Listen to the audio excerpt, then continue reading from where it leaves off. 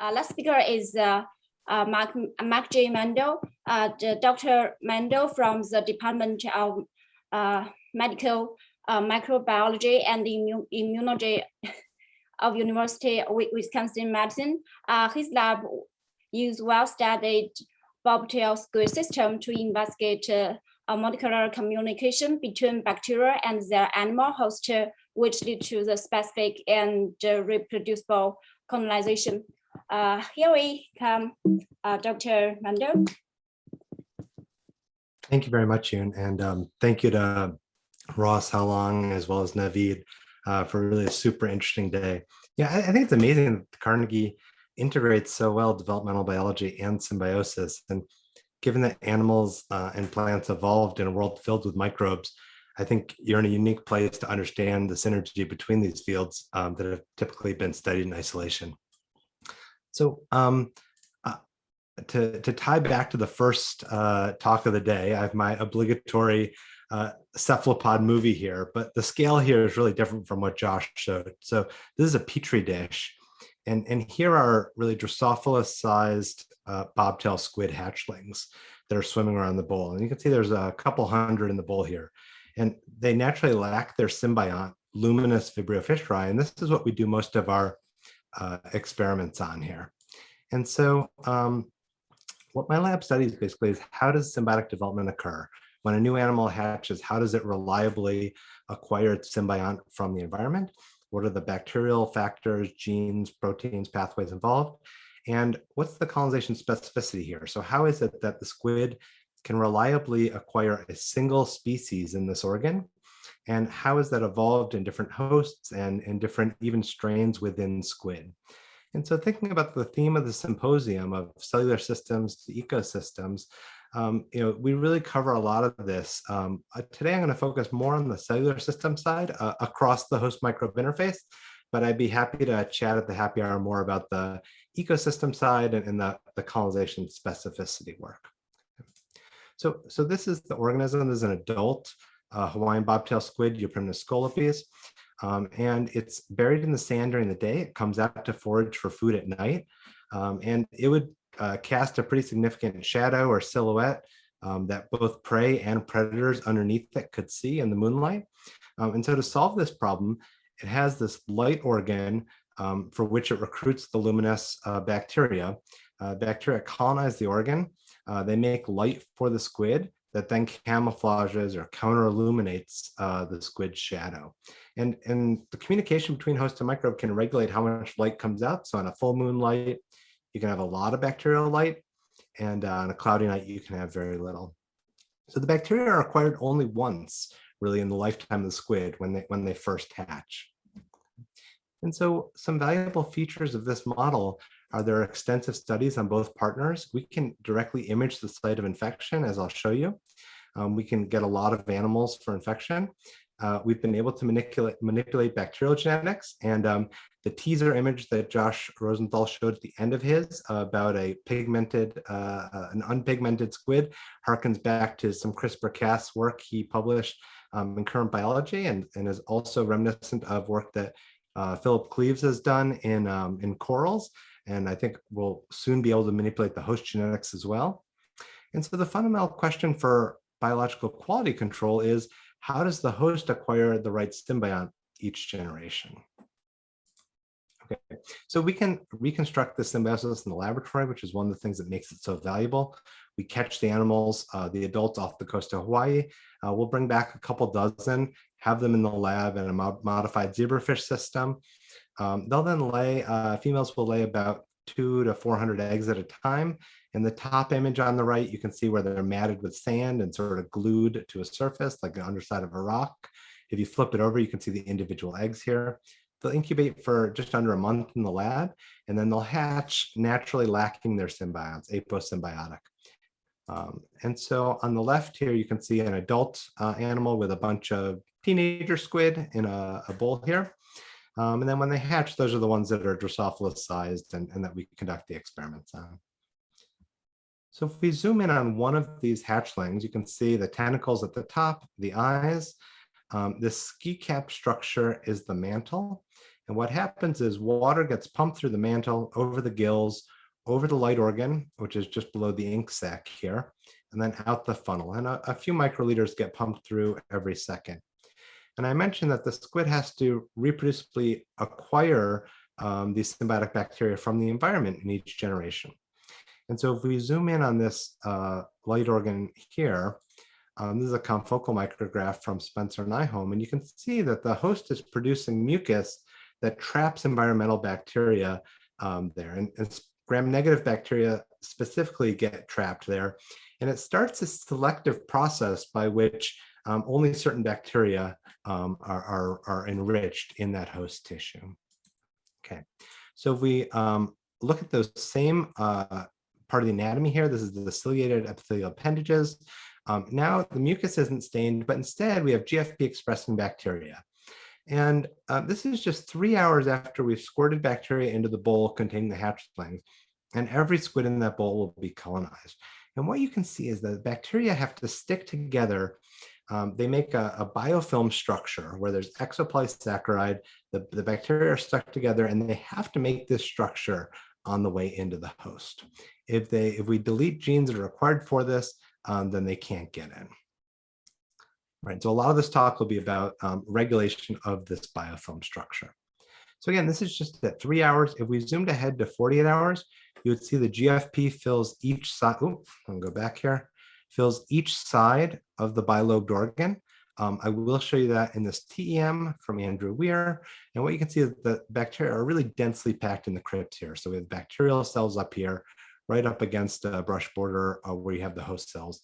And it looks like this for 22 hours a day then. I mentioned the bacteria only colonize during the beginning of the squid's life. The bacteria grow up during the day. They make light to camouflage the host at night. Then right before dawn, this looks terrible. The tissue's all broken. There's blebs. There's engulfment of the bacteria. At dawn, the host expels 95% of the bacteria. The remaining 5% then regrow during the day. They make light for the host at night. And then at dawn, 95% get expelled, and that goes on for the lifetime of the host. But I'm going to really focus on the initial process when the bacteria get acquired from the environment, because that's really where that specificity occurs. How does Vibrio fischeri alone get selected from all of the diverse environmental bacteria?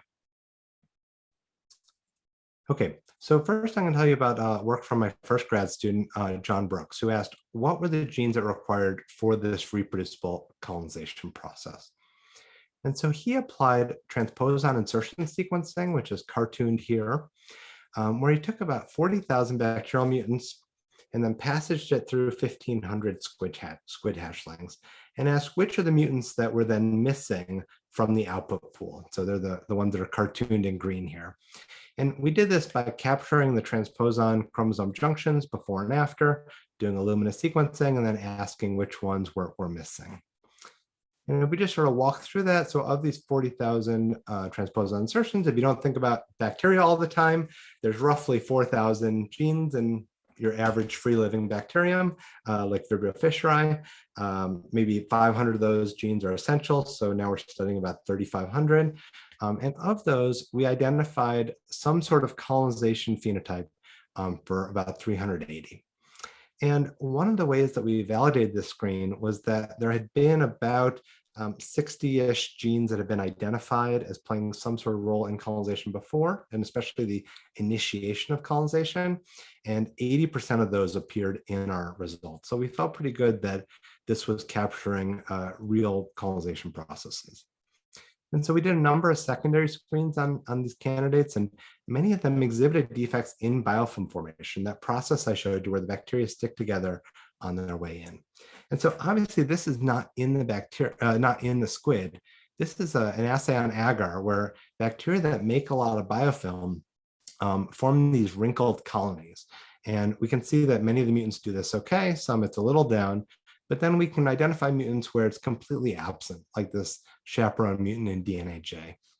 And the reason this assay is really useful is that corresponds really well to what we see in the animal. And so for DNAJ, for example, we don't see the aggregates of bacteria that we see in wild type. We can see single cells, but that's about it. And they fail to colonize the animal. Okay, so this is the biofilm pathway, and I'm basically just want to introduce you to this one on the top left, RSCS. It's a intermembrane histidine kinase. So in bacteria, we've the cytoplasm is on the bottom here. We have the inner membrane, periplasm, and outer membrane of this gram-negative bacterium. And to make this biofilm to stick together, RSCS has to be present. It then signals to another histidine kinase and then to this pathway. It turns on these 18 genes, which make the actual sticky substance, the exopolysaccharide, that's part of the biofilm. But as I said, really, I just want you to remember from here that RSCS is the positive regulator. It's required to turn the system on. And this system was discovered by Karen Weissig's lab, and they showed first these wrinkled colonies, and they also showed how well they correlated to phenotypes in the animal. And so another gene that came out of our genome-wide screen was this negative regulator called BIN-K. And I hear a train coming, and I hope that doesn't affect the talk too much here. Okay, so BIN-K is a negative regulator of the biofilm formation, and you can see that in the top left here. So we have the normal aggregates that we see in wild type in the squid. A deletion of BIN-K gives us much larger aggregates, and because biofilm formation is so important for colonization, we can actually suppress colonization by overexpressing BIN-K. So we sort of have this seesaw here, where if we're missing the negative regulator, we get more. If we have more of the negative regulator, we get less biofilm and less colonization. And so other work I don't have time to go into, we were able to fit this into the pathway here. And really BIN-K is the key negative regulator that we think in this pathway. And so we use this as a way to say, okay, where are host signals fitting in here? And the two most likely regions seem to be that either the squid host was activating RSCS or inhibiting BIN-K, because there has to be a way that the squid, which are just swimming on their own in seawater, when they hit that squid host, the bacteria, when they're swimming on their own in seawater, when they hit the squid host, then within 3 hours, they completely switch modalities, right? And now they're in this aggregated state that's required to advance into the host. And so to start to probe this, our host signals feeding in now through RSCS and or BIN-K, Denise Ludwig took on this project. And so I'm going to tell you about part of her work here. And the first thing she noticed as it pertains to this question was that RSCS is actually dispensable in strains lacking BIN-K. So I'll show you that here. So what I'm showing are a single strain colonization assay. We introduce the bacteria to the squid for 3 hours. We then wash the water. We let the squid go for 48 hours, and we measure the number of bacteria in each animal. Each dot here represents one animal. On the right is the negative control, where we don't introduce bacteria. You can see in wild type in that time frame, we can get about 10 to the 5th bacteria per animal. Strain lacking BIN-K, the distribution is a little different, but it's basically identical to wild type. I told you that positive regulator RSCS is required, and without it, we basically don't get colonization. But if we don't have the negative regulator BIN-K, all of a sudden that positive regulator RSCS is no longer required for the bacteria to enter the squid. So next then, Denise asked, what's happening in the aggregate? Okay, and so we basically see the same phenotype here. We get regular aggregates in wild type. We get larger aggregates if we're missing the negative regulator. And if we're missing both regulators, we still get larger aggregates, and she's quantified that here. Okay. So I want to make clear that we're not saying RCS is not required. And to really hammer that home, if we compete a strain that lacks both regulators against a strain that only lacks a negative regulator, it loses by about 2 orders of magnitude. Okay, but it seems that we don't need that positive regulator RCS to get whatever the signal is in the host. Okay. Right, so to carry that on a little more, what we then went on and looked at was expression of the biofilm genes with a fluorescent reporter. And we can do that here. I'm going to show it to you on agar, and on the next slide, I'll show it to you in the animal. And so here we're looking at conditions that have been known to induce biofilm formation. And you can see that under this calcium media, which is reminiscent of a sort of a key component of seawater that seems to influence the bacterial gene expression. In strains lacking BIN-K, so lacking the negative regulator, we get significant induction of the biofilm genes. If we're also missing the positive regulator, we don't see any difference there, okay? And we can see the same effect here. It's easier to see on the quantification in just our regular rich medium. It's just a much lower effect overall. Okay. So in the animal, we can see that this positive regulator RCS doesn't alter biofilm gene expression. I'm just going to look at the quantification down here, that they're similar. However, if we look at later stages of colonization, so this one on the left is at these aggregates at 3 to 4 hours. If we look at later stages, what we see is that wild type, we see a low level of biofilm gene expression. If we're missing the negative regulator BIN-K, we get upregulation in the crypts. If we're missing both, we see that same. So our interpretation of this is that the normal function of BIN-K protein is to keep biofilm regulation down in the crypts. Okay? And if we're missing BIN-K, then we see inappropriately high regulation at that stage. So I know I went through a lot. Let me tie this back to the model. So our model here was that host signals are feeding in either by activating the activator or repressing the repressor. And I think the data that I've shown really strongly suppress that host signals are feeding in through BIN-K. It seems that this is what's being regulated in the host. RSCS is still important, but it may play more of a constitutive role where it's required just to be on at its basal level. And this is something that we're pursuing. Okay, for the last part of the talk, I'm going to go on to unpublished work from a master's student lab, former master's student, Natalia Rosario Melendez. And what she asked then is, what is the signal that BIN-K is sensing? And so this pointed us to BIN-K. We now wanted to ask, how are the host and microbe directly communicating? And so the approach that she took was by taking the extracellular, the periplasmic domain of BIN-K, and directly screening a library of ligands. So she did a